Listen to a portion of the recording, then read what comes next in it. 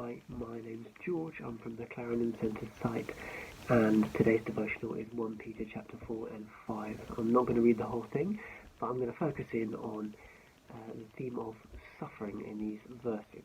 And it is a big theme in the whole of 1 Peter. He is writing to Christians who are discouraged about the suffering that they're going through, and he is wanting to encourage them. So he says this in verse 12 of chapter 4. Beloved, do not be surprised at the fiery trial when it comes upon you to test you, as though something strange were happening to you. But rejoice, insofar as you share Christ's sufferings, that you may also rejoice and be glad when his glory is revealed.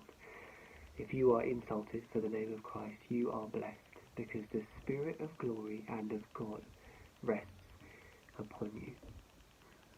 So his first point is, don't be surprised, don't be shocked. Expect difficult times. And he's echoing his Saviour when Jesus said, as we know, in this world, in this life, you will have trouble. There will be difficulties. It's not one of our favourite promises, maybe, of the Bible, but it is a promise. It will happen. Often our reactions to suffering is one of shock, isn't it? And I know it is for me. And the questions we ask tend to be things like, how could you let this happen? Or why is this happening? And these aren't sort of intellectual questions. We're not sort of debating philosophically why there's suffering in the world. We are reacting in shock, like jumping into cold water. What the heck? Why is this so cold? Why is this so difficult? Why is life suddenly so hard? And Peter says, you don't have to be like that. It doesn't have to be like that. We can expect, as Christians, without being pessimistic, we can just be realistic, and we can understand that what Peter's getting at and what Jesus got at was that the life of a Christian, whilst full of blessing, is not one that is suffering free. It's not one that we should expect to be suffering free. Actually, to be joined with Christ, to be following him, to be a disciple of him, is to be joined with one that Isaiah calls the suffering servant. It's one of the prophecies, one of the great prophecies about Jesus in the Old Testament, that he's the suffering servant. And so when we join with him, and when we follow him, if our lives look anything like his, they will have difficulty within them. And so it is not a surprise, or at least it doesn't need to be a surprise to us when things are difficult. But it doesn't leave it there. That doesn't leave you with loads of hope, does it? Just, well, don't be surprised, things will go wrong. But he doesn't leave it there. And he goes on to say, if you're insulted for the name of Christ, you are blessed, because the Spirit of glory and of God rests upon you. He says the reason that you're blessed as a Christian when you suffer is not some sort of weird or masochism of pain being elevated and that being the thing that we need to search after, but rather because he knows that it is those who go through these things who experience the presence of God, who know him the closest. And I think there's a number of reasons for this, but I think one of them is the fact that we are, when we're suffering, more aware of our need for God, particularly in the 21st century, when we have so many creature comforts and medicines and all the rest of it that make our lives generally okay. But when we suffer, when we go through difficult things, we're more aware of how much we need God. So, like, if you were in a desert, and if you were thirsty, it was hot, you are more intentional about going to get water than I am right now, because I know I've got a bottle of water in my bag, and there's taps in the bottom next to me in the kitchen downstairs. There's water overflowing, so I'm not that bothered about water. I'm going to get it at some point. But the man in the desert who's dying of thirst is much more intentional about finding water. The man who's starving is much more intentional about finding food than I am, who just had dinner recently and will get breakfast tomorrow, and if I want a snack, I can go and get it. And I'm just not that intentional about it. It'll happen. It always happens. But the man who is starving, the woman who's starving, will seek food. And so it is with the Christian who's suffering. It's like that. When we're really going through difficulties, we're so aware of our lack and our need. And actually, because of that, I think we're blessed when we suffer.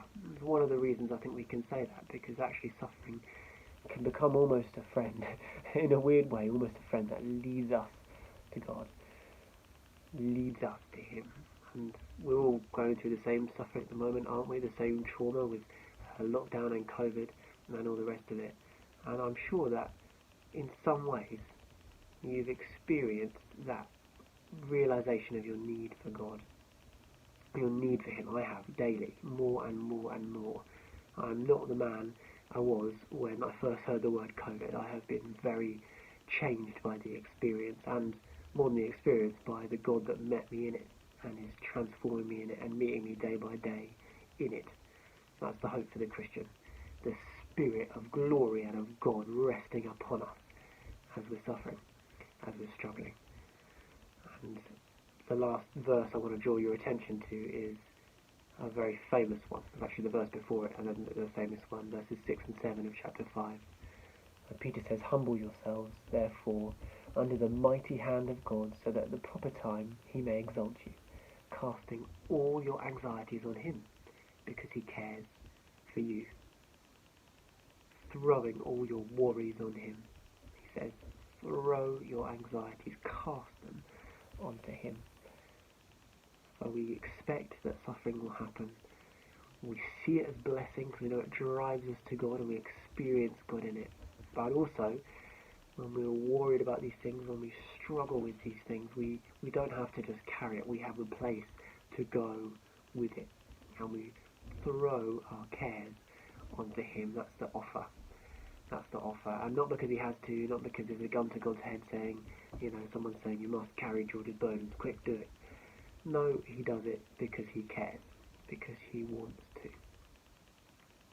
And I'll leave you with this.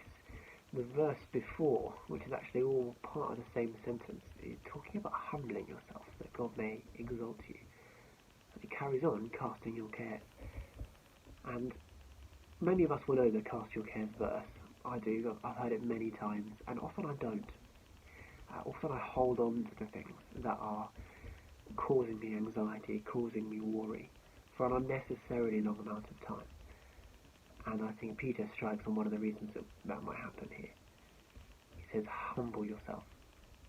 Humble yourself, therefore, under the mighty hand of God.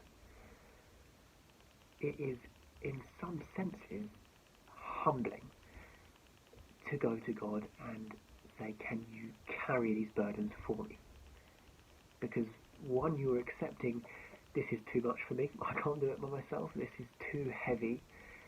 But also, two, you're kind of giving up, as you give it to Him, you give up your right to hold on to it and grapple with it and be bitter about it and, to make it your own and to find an identity in it. Now, this is my suffering, this is my victimhood, this is my thing that you didn't help with, God, and you did it, and I'm just gonna squeeze it for every ounce of feeling I get out of it, an identity I get out of it, and every ounce of it, I'm going to wallow in it, and I'm going to choose you, I'm going to let it change me. Actually, there's a humbling that comes when you say, do you know what, God, I don't understand this, but I'm coming to the one that can give me peace beyond understanding. Actually, I know it's not answers to my questions that will solve this for me, but it's knowing the God that carries all of it and asking Him to carry my burdens, throwing them on Him in prayer. So after this video finishes, and after you shut it down, why don't you take a moment, go to God, and think about those things that are worrying you, things that are making you anxious. I think if there are things that have stuck with you for a while, maybe take a moment to come before the holy God, the all-powerful God, and humble yourself before Him by casting your cares on Him and saying, you're God, I'm not, you take it, you carry it, because I can't. God bless, enjoy your day.